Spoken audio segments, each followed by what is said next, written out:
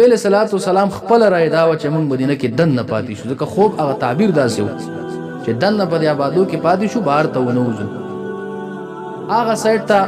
عبد الله ابن ابي ابن سلول منافق چې دا د مدینه منورې د منافقانو مشر و د در رائے پدې کې شو چې موږ د مدینه منورې نه بهر ته ونوځو او دن نه په دې آبادو کې پاتې شو دا به زموږ لپاره ښه و. نبی علیه السلام ته رائے ورکړه دا ور منافق د منافقانو مشر و او دی په نبی له صلوات و سلام کې په مسجد نبوي کې په مبارک پسې په مانځه ولاړو د غزا هغه مشوره به ورکوله چې داسې جنگ وکړو د کافرانو په خلاف داسې وکړو دغه ته ګورې د منافقت ته وروسته بیا نقصان ته ګوره چې د څومره نقصان وکړو. نو نبی له صلوات و سلام ته مشوره ورکړي د الله رسوله وی موږ چې کله هم بهر ته وتلی یو چاته میدان ته موږ ګوره شکست خوړلی او په موږ چې څوک دن راغلی او په خپل کورونو کې موږ پاتې شوي یو نو حق خلکو شکست خوړلی ځکه چې که زموږ د ماشومان او زنانه په سیم بره به د کوټو باندې راوختلو په چتونو باندې او دوی په دې ګټو باندې وویشتل بس دوی ته به شکست خوړلی شوی دوی به په خپله تښتېدي لکه څنګه چې وي تښتي بدر ته اشاره وکړه که نه حالانکې دی په هغه وخت کې هم منافق او په مخ کې سب کې به چې کم دی د مسجد نبي ودرېده په نبی علیه السلام پسې به یې لمونځونه کول. نبی علیه صلوات وسلام مبارک وي دا رایې خو زما هم رایې ده چې دننه پاتې شو په مدینه منوره کې یا آبادو کې دننه نو دیو په آبادو نشي راختلی بار به چېرته یو ځای کې پړاو اچوي نو که پړاو یې هلته بار واچولو نو ډېر نقصانونه به ورته ورسېږي که دننه راله آبادو ته نو آبادو کې خو دوی زموږ سره جنګ نشي کولی دا خو څو کسان دي.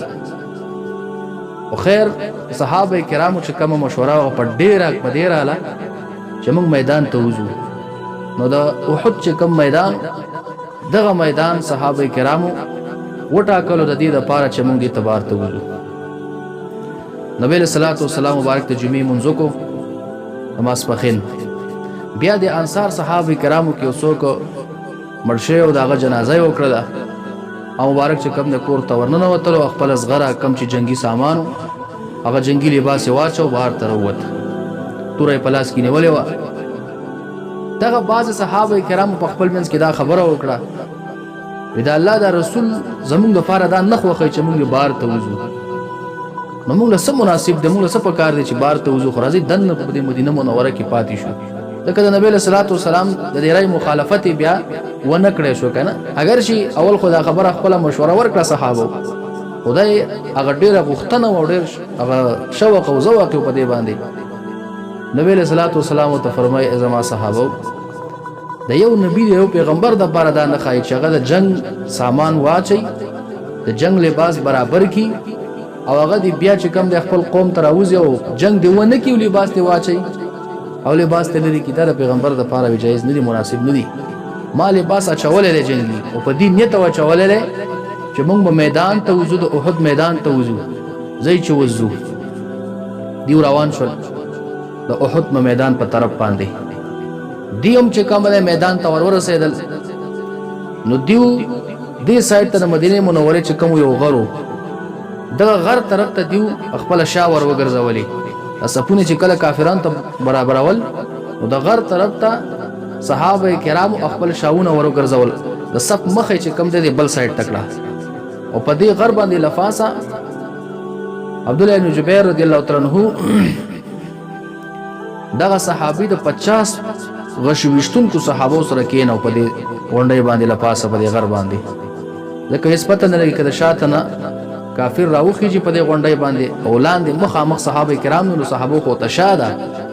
نو که دوی په چېرته د غشو ګزارونه وکړي یا په داسې راننوځي اسونو باندې نو دوی ته به نقصان ورکړي نو 50 کسان د دغه صحابي مبارک سره چې کم دی دا په دې غونډۍ باندې کېنول او دی په مشر کو امیر یې کو او ورته دا امر وکړو د ټولو ته که مونږ لاندې جنګ بایلو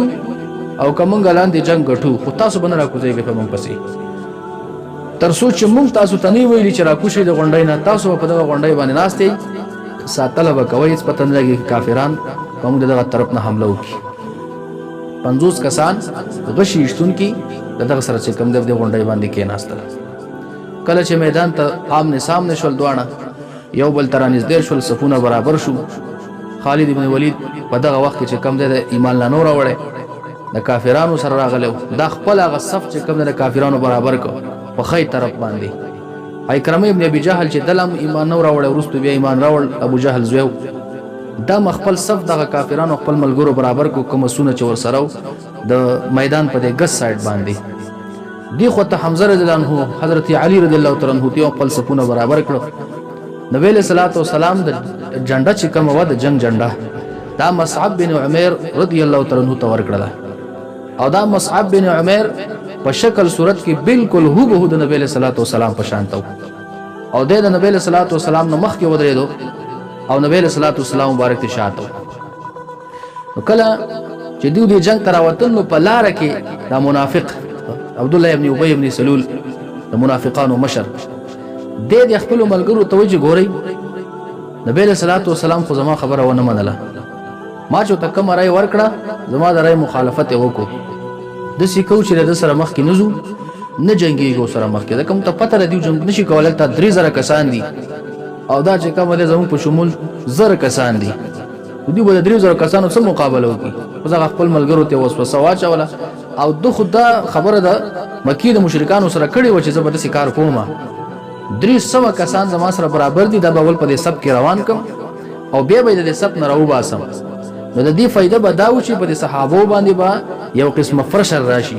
چې 300 کسان د نو پښول د 200 کسانو باندې تاسو به 3000 کسانو سره مقابله وکړي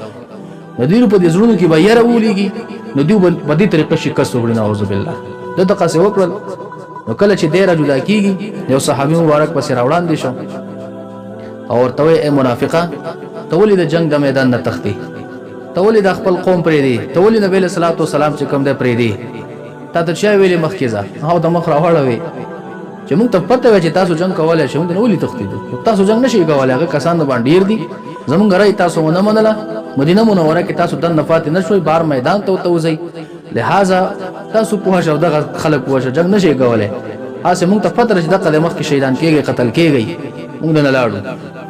صحابي ته جواب ورکوي زه د الله دشمنه او د الله د رسول دشمنه تورزا الله تبارک تعالی به خپل پیغمبر په خپل باندې مدد کوي تاسو ضرورت نشته رضا بای صحابه کرامو دا رایم ورکړه نبی له صلوات والسلام ته چې هغه کم يهوديانو چې زموږ سره قسم کړی دی زموږ سره وعده کړی دی چې تاسو چا سو عمله کوله چانو موږ تاسو سره ودرېږو جنگ وکړو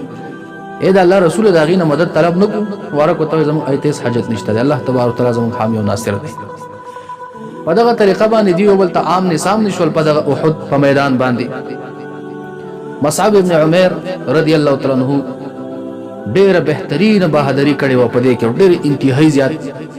جنگیدل په بہادرۍ سره لوی صحابه کرام په دې کې قرباني ورکړي ډېر زیات صحابه نبی له صلوات و سلام یو تور راونی ولا او پورته کړل ودا تور بازا یو څوک شته چې ورې کوم ولا و جنگي نو په دې کې د نبی له صلوات و سلام د ترور زوی د حضرت صفیه رضی الله تعالی عنها زوی راپورته شو زبیر بن العوام د الله رسول د تور ماته راکې مبارک ته ورنکړه بیا واس کې څوک شته چې دا تور او تور کما ابو دجانه رضی الله تعالی عنہ راپورته شهاد الله رسول د تور ماته راکې تراکا تور راواغستله اخو ایمانی جذبه وا او چې د میدان تر کوزيږي داسې په فخر سړي سیرت ابن هشام لیکلي مبارک کو فرمایل چې د سیرویا باندې تل